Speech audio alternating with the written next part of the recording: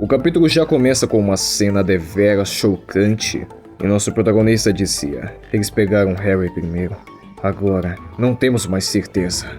Assim iniciava nosso último capítulo, escavando a forma sombria do mundo. A cena corta para o grupo e eles estavam desesperados. Ian olhava de longe com um binóculo e John perguntava se viu a arma dele. Ian responde que não, e que ele estava atirando, então deveria estar embaixo da neve. A cena nos mostrava Harry, já como um Crossed, se arrastando com metade do seu corpo, acompanhado de um monólogo do protagonista, e quando eu digo que pegaram ele, realmente disse isso. Eles fizeram um show com o cara. E cara, vou te falar, essa cena poderia ser muito mais impactante se o Harry tivesse sido melhor desenvolvido e melhor apresentado. Vendo essa cena aí, não tem impacto nenhum. Mas enfim, voltamos para o Ian e para seu grupo, e através do binóculo ele contabilizava 22 Crosseds. No entanto, Ian dizia que estava tudo bem, e John perguntava o que? O que estava tudo bem? E ele respondia que o frio já começou a fazer o seu trabalho. Aquele ali, por exemplo, não usa nem mesmo uma camisa. Ele não para, nem se abraçam ou se esfregam. Apenas... Ele era interrompido, pois John pergunta: então você acha que a gente tem que correr até eles morrerem de frio? É isso? E sua resposta era otimista e esperançosa. Vão todos cair. Eles estão usando tudo de seus corpos.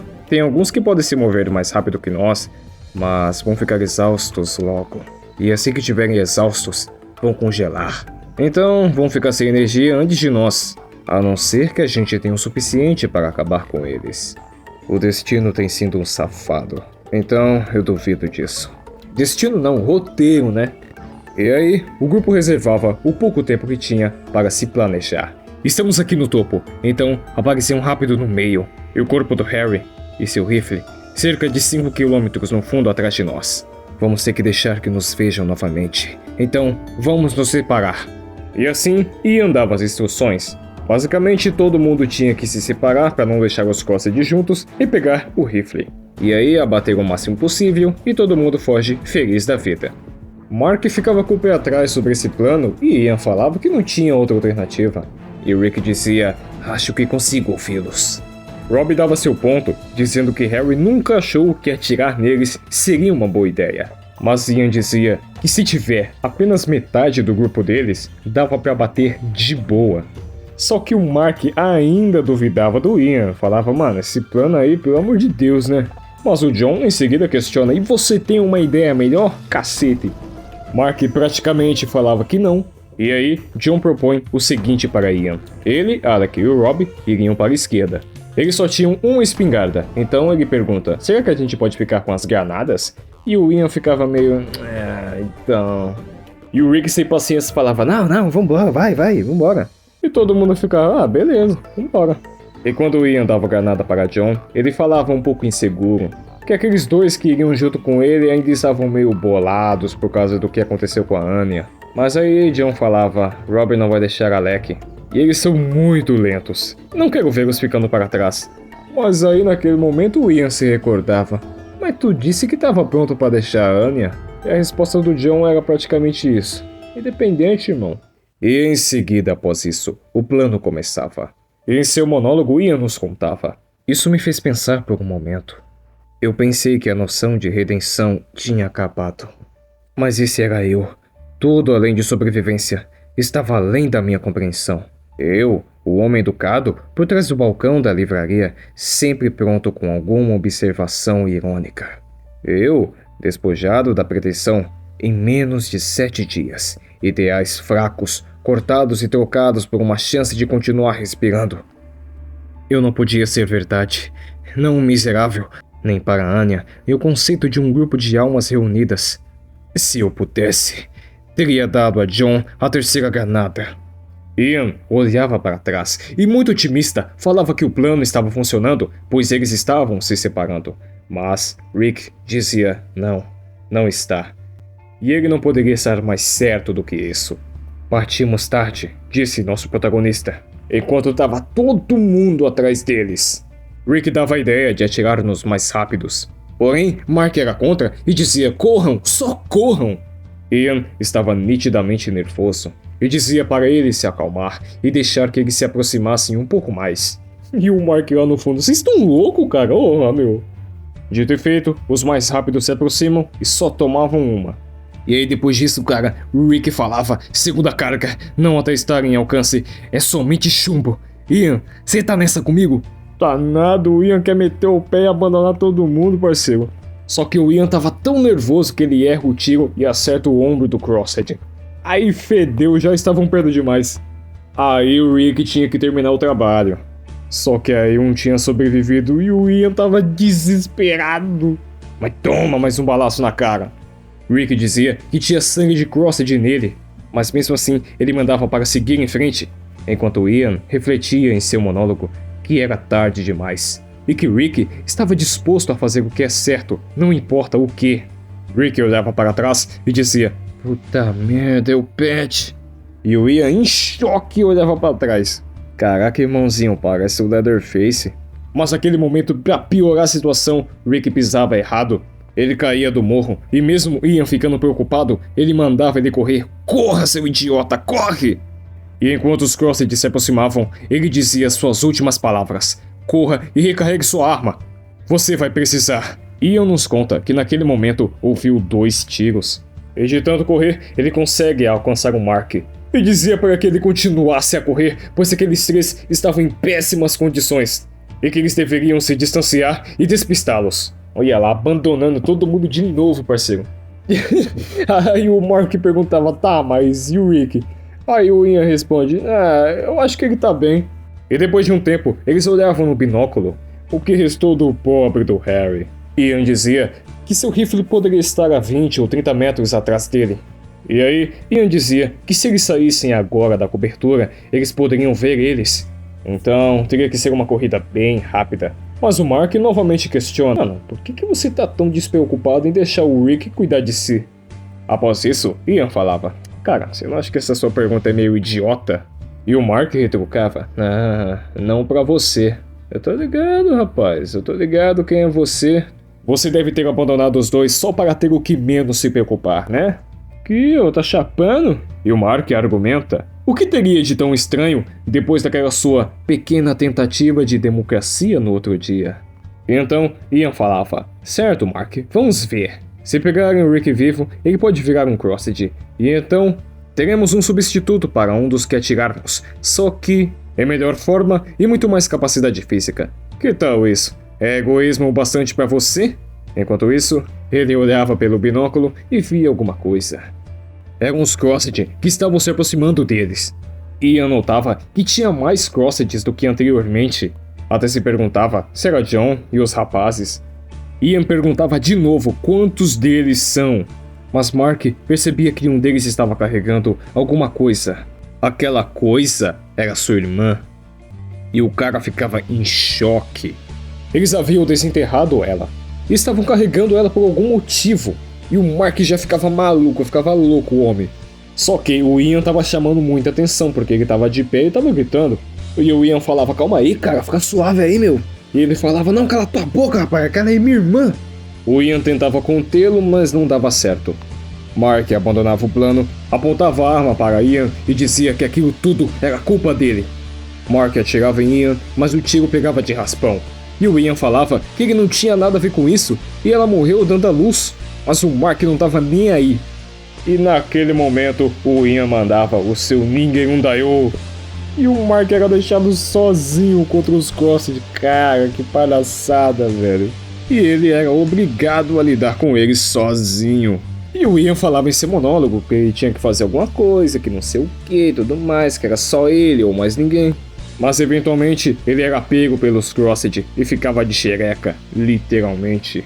E o Ian tava como? Desesperado, correndo procurando o rifle, cadê o rifle, cadê o rifle? Engraçado que ele não tinha cogitado na ideia dos Crosshead terem pego o rifle, ele só pensou nisso agora. Mas olha só como esse roteiro é maravilhoso.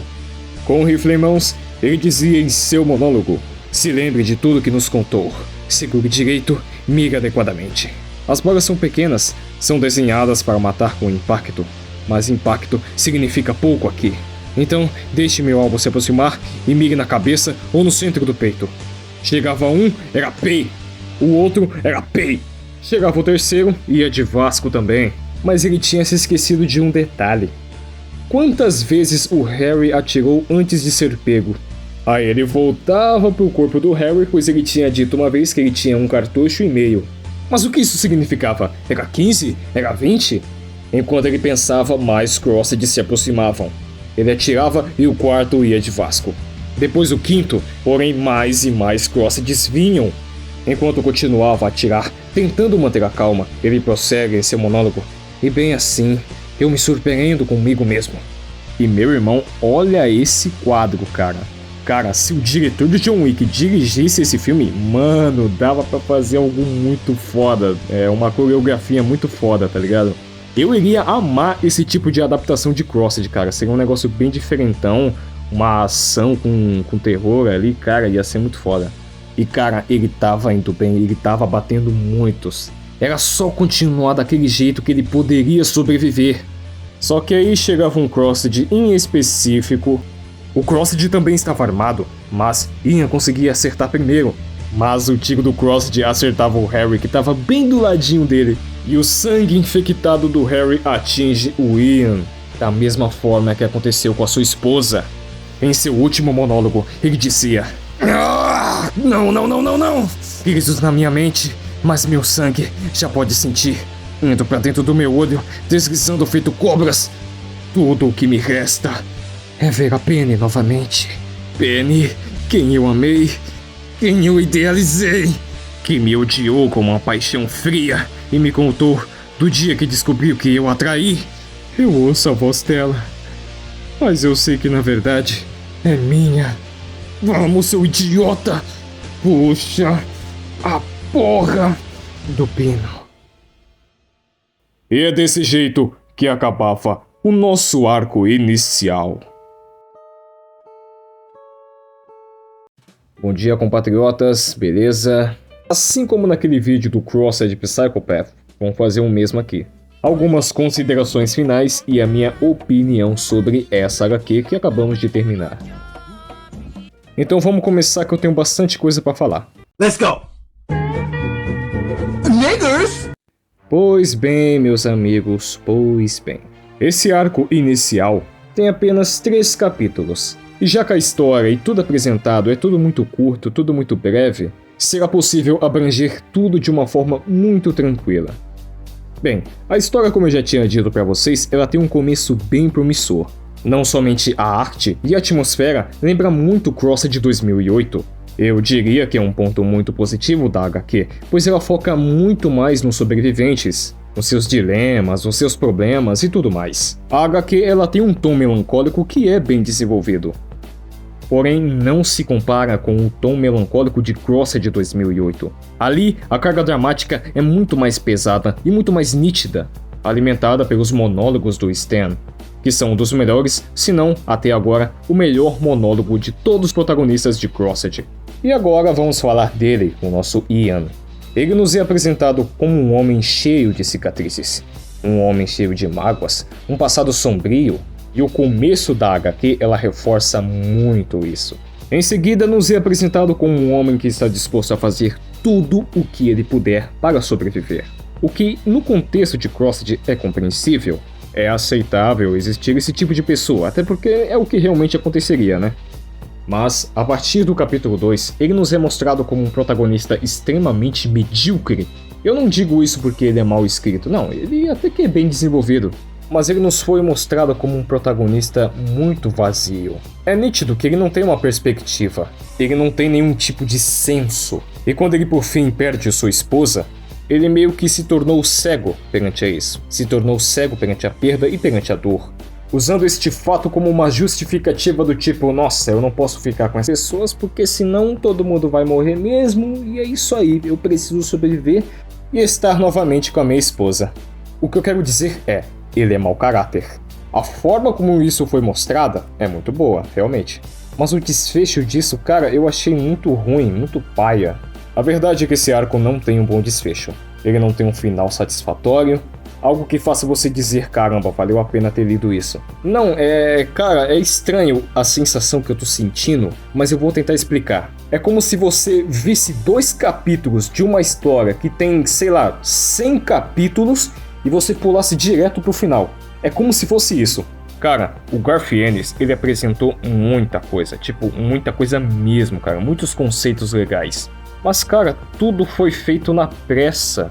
A partir do capítulo 2, cara, tudo foi muito corrido. Não, e o Harry? Cara, a morte do Harry é simplesmente intancável. O capítulo 3 já se inicia com o cara indo de Vasco. Oh, que pena. Eles pegaram o Harry primeiro. Pegaram o Harry primeiro? Mas como que pegaram esse cara? O maluco não tinha nem coragem de usar o rifle que tava na mão dele porque ele tinha medo de atrair outros Crossedes. Como que pegaram ele? Deixaram ele pra trás? Ele se machucou? Ele tava com fome, foi procurar comida e esbarrou com os Crossed? O que aconteceu?